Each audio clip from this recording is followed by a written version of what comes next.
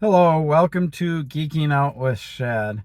I'm going to talk about why the auto industry is rapidly moving towards building more EVs and eventually switching all the way over. And trust me, it's not political. This isn't some left leaning agenda. This isn't a Democrat agenda. Joe Biden has very little to do with it. So if that's your train of thought, you're 100% wrong. So let's go back a little bit and see why this is. Um, you have these car companies that are the world's largest car companies. General Motors, Toyota, and then Volkswagen is kind of in there too, right? Like 10, 15 years ago, they dominated the market.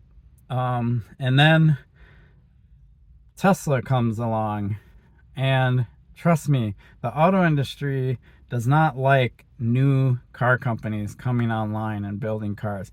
Hyundai, Kia did it not too long ago, and all of a sudden now they're part of the whole ecosystem of automobiles. Like you see them all over the place, right? So Elon Musk comes along, and within 10 years or so, he grows to being the most valuable car company in the world. And he did it purely with EVs. He built an infrastructure, so on and so forth, with Tesla.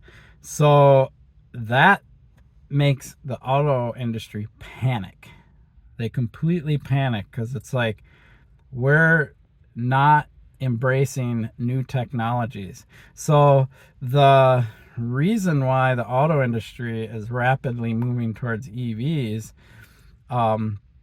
is because they know they have to, in order to not become obsolete.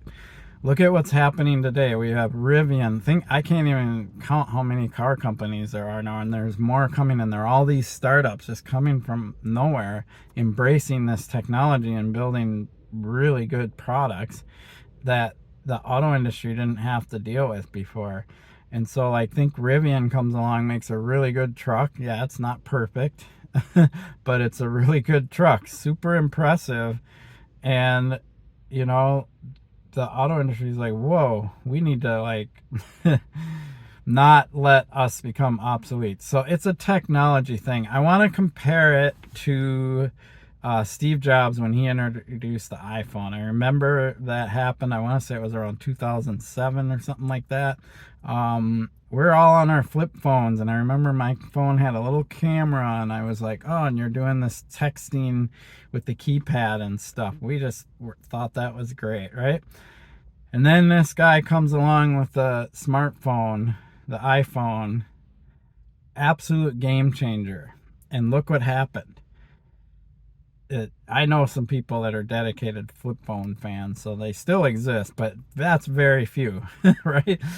Pretty much all phones now are smartphones. They all, in one way or another, copied the original iPhone, and of course have advanced a lot since then. Like this phone that I'm filming with right now, the capabilities are just mind-boggling.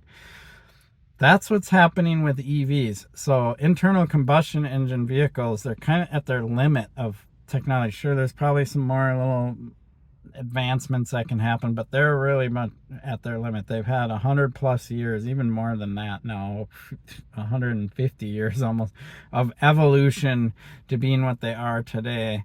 And now the EV has come along, and it's in its infancy, and it's already showing how good it can be, right? EVs aren't perfect today. I get it. EVs aren't ready for everybody to embrace them. The infrastructure isn't ready for it. The range isn't quite there yet. The charging infrastructure, did I already say that? The grid, all that stuff, right? So I get it. I understand that that is today's state when it comes to EVs, right? I fully understand it. I own an EV. I drive one. I charge it. I've had some struggles with charging, mostly out on the road, never here in the city at home because I have a charger in my garage, right? And so on and so forth. But this is today. It's going to change rapidly. Think about the iPhone. How rapidly did that develop? Then the Android came out. the cameras improve, the apps improve. It was such a rapid development that it's just like a no-brainer that you'd buy a smartphone today. That's what's going to happen with EVs.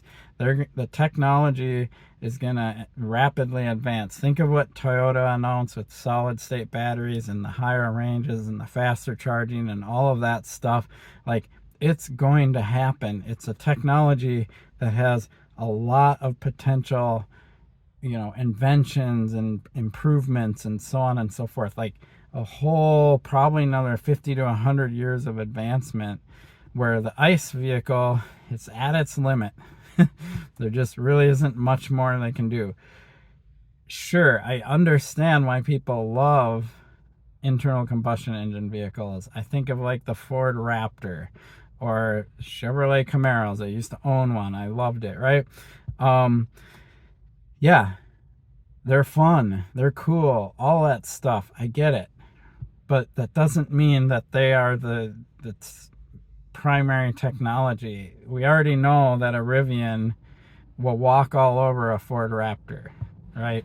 Sure, it may not be able to go the distance, the range, or whatever, but as far as like technology goes, it's like crazy. It's faster, more capable, so on and so forth. So, and that's today.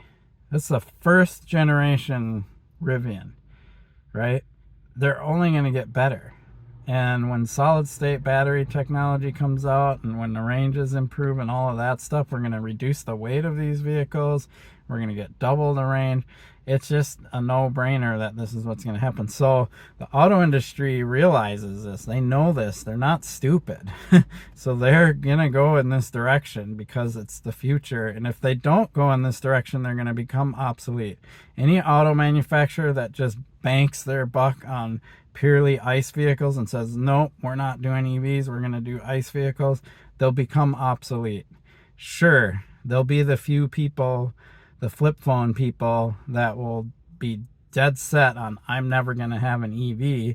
And a lot of people are that way because they think EVs are a leftist agenda. And that's what I think is funny. There's no leftist agenda with EVs. It's just not even there. Sure, is there government incentive to buy them, whatever. That's just small potatoes. The agenda with EVs is technology, advancement, progression, and the auto industry sees it. So that's pretty much it in a nutshell.